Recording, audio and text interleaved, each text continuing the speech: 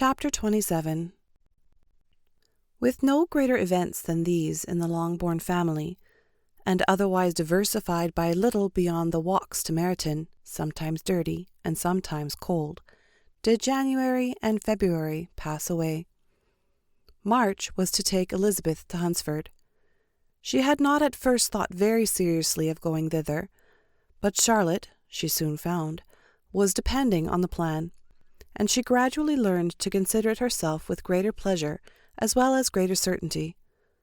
Absence had increased her desire of seeing Charlotte again, and weakened her disgust of Mr. Collins. There was novelty in the scheme, and as, with such a mother and such uncompanionable sisters, home could not be faultless, a little change was not unwelcome for its own sake. The journey would moreover give her a peep at Jane, and in short, as the time drew near, she would have been very sorry for any delay. Everything, however, went on smoothly, and was finally settled according to Charlotte's first sketch. She was to accompany Sir William and his second daughter. The improvement of spending a night in London was added in time, and the plan became perfect as plan could be. The only pain was in leaving her father, who would certainly miss her, and who, when it came to the point, so little liked her going that he told her to write to him, and almost promised to answer her letter. The farewell between herself and Mr. Wickham was perfectly friendly, on his side even more.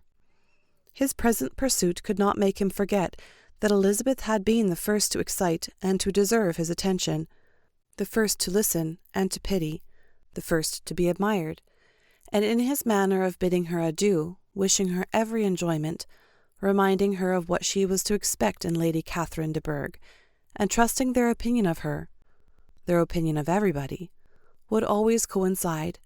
There was a solicitude, an interest which she felt must ever attach her to him with the most sincere regard, and she parted from him convinced that, whether married or single, he must always be her model of the amiable and pleasing. Her fellow travellers the next day were not of a kind to make her think him less agreeable. Sir William Lucas and his daughter Maria, a good-humoured girl, but as empty-headed as himself, had nothing to say that could be worth hearing, and were listened to with about as much delight as the rattle of the chase.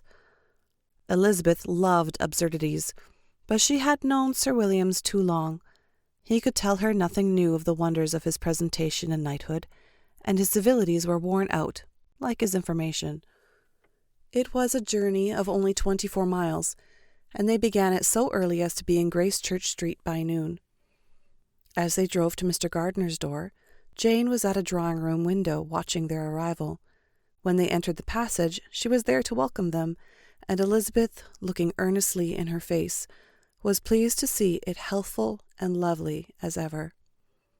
On the stairs were a troop of little boys and girls, whose eagerness for their cousin's appearance would not allow them to wait in the drawing-room, and whose shyness, as they had not seen her for a 12-month, prevented them from coming lower. All was joy and kindness. The day passed most pleasantly away, the morning in bustle and shopping, and the evening at one of the theatres. Elizabeth then contrived to sit by her aunt. Their first object was her sister, and she was more grieved than astonished to hear, in reply to her minute inquiries, that though Jane always struggled to support her spirits, there were periods of dejection. It was reasonable, however, to hope that they would not continue long.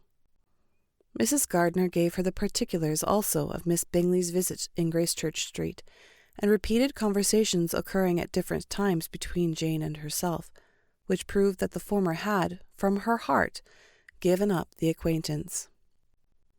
Mrs. Gardiner then rallied her niece on Wickham's desertion, and complimented her on bearing it so well. "But, my dear Elizabeth," she added, "what sort of girl is Miss King? I should be sorry to think our friend mercenary. Pray, my dear aunt, what is the difference in matrimonial affairs between the mercenary and the prudent move? Where does discretion end and avarice begin? Last Christmas you were afraid of his marrying me because it would be imprudent, and now, because he is trying to get a girl with only £10,000, you want to find out that he is mercenary." If you will only tell me what sort of girl Miss King is, I shall know what to think. She is a very good kind of girl, I believe. I know no harm of her.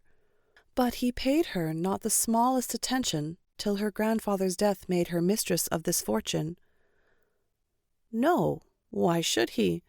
If it were not allowable for him to gain my affections because I had no money, what occasion could there be for making love to a girl whom he did not care about and who was equally poor? But there seems an indelicacy in directing his attentions towards her so soon after this event. A man in distressed circumstances has not time for all those elegant decorums which other people may observe. If she does not object to it, why should we? Her not objecting does not justify him. It only shows her being deficient in something herself, sense or feeling. "Well," cried Elizabeth, "have it as you choose. He shall be mercenary, and she shall be foolish." "No, Lizzie, that is what I do not choose. I should be sorry, you know, to think ill of a young man who has lived so long in Derbyshire." "Oh, if that is all, I have a very poor opinion of young men who live in Derbyshire, and their intimate friends who live in Hertfordshire are not much better. I am sick of them all. Thank heaven, I'm going tomorrow, where I shall find a man who has not one agreeable quality, who has neither manner nor sense to recommend him. Stupid men are the only ones worth knowing, after all." "Take care, Lizzie. That speech savours strongly of disappointment." Before they were separated by the conclusion of the play, she had the unexpected happiness of an invitation to accompany her uncle and aunt in a tour of pleasure which they proposed in taking in the summer. "We have not determined how far it shall carry us," said Mrs. Gardiner, "but perhaps to the lakes."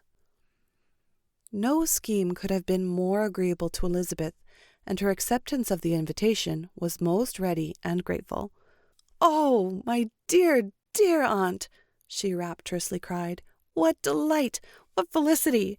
You give me fresh life and vigour. Adieu to disappointment and spleen. What are young men to rocks and mountains?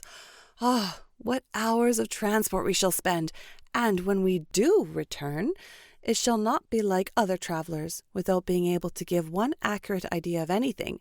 We will know where we have gone. We will recollect what we have seen.